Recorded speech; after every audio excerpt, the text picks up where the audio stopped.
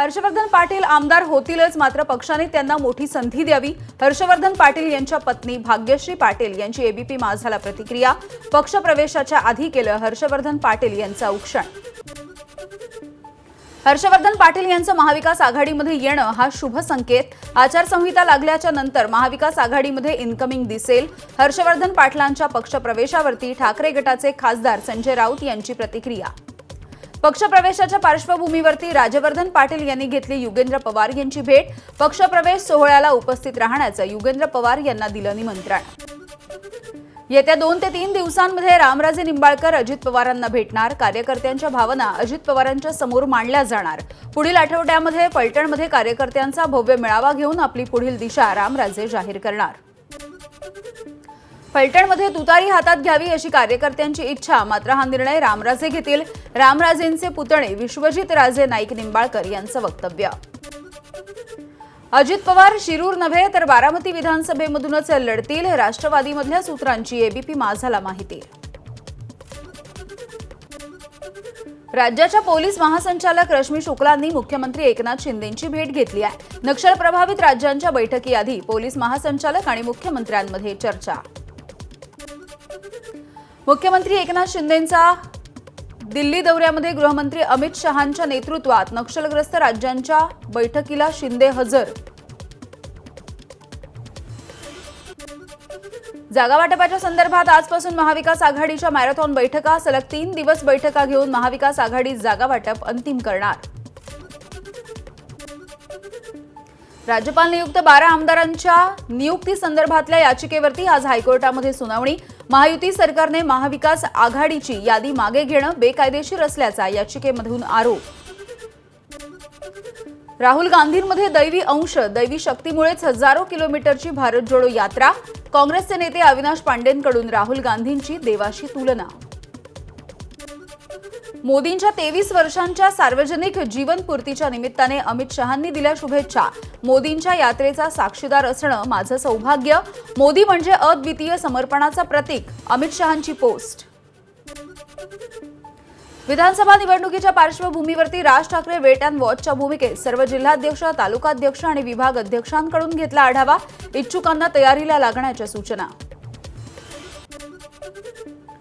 98व्या अखिल भारतीय मराठी साहित्य संमेलनाच्या बोधचिन्हाचं आज अनावरण. पुण्यामध्ये राज ठाकरेंच्या हस्ते मसापमध्ये पार पडणार कार्यक्रम. नाना पटोलेंच्या नेतृत्वामध्ये काँग्रेसला 32 वर्षांच्या नंतर विदर्भाला लीडरशिप मिळतेय. त्यामुळे काँग्रेस पक्ष जास्तीत जास्त जागांवरती लढण्याची तयारी करतोय. काँग्रेसचे नेते सतीश चतुर्वेदी यांची प्रतिक्रिया. काँग्रेस पक्षाकडून विधानसभा निवडणुकीमधल्या उमेदवार निवडीसाठी 1 नव्हे तर 3 सर्वेक्षण होणार. अखिल भारतीय काँग्रेस कमिटीचे महासचिव अविनाश पांडे यांनी दिली माहिती.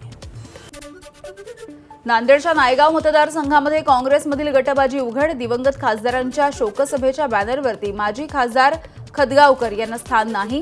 काँग्रेसच्या कार्यक्रमाला खदगावकरांची उपस्थिती. यवतमाळमध्ये व्यावसायिक विजय चोरडिया यांनी भाजपमधून विधानसभा निवडणुकीच्या उमेदवारीसाठी दावेदारी. त्यामुळे सलग 2 टर्म आमदार असलेल्या संजीव रेड्डी बोदकुरवार यांना आता पक्षांतर्गत गटबाजीमधून आव्हान. विधानसभा निवडणुकांच्या पार्श्वभूमीवरती वसई विरारमध्ये मोठा राजकीय भूकंप घडणार.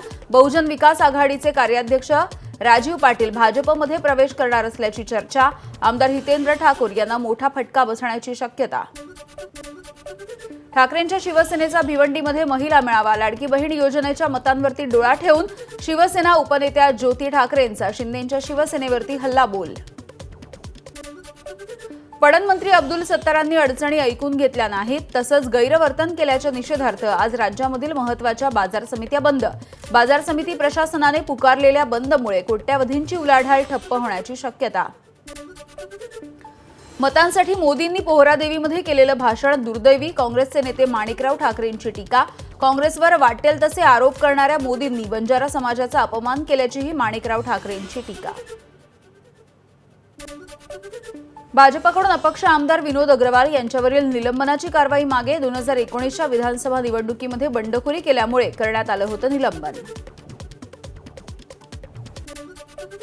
राज्य इमारत बांधकाम मंडळाचे माजी अध्यक्ष आणि भाजपचे नेते ओमप्रकाश यादव यांच्यावरती गुन्हा दाखल. पोलिसांनी शिवीगाळ आणि शासकीय कामामध्ये अडथळा आणल्याप्रकरणी त्यांच्या 2 मुलांवरही गुन्हा दाखल.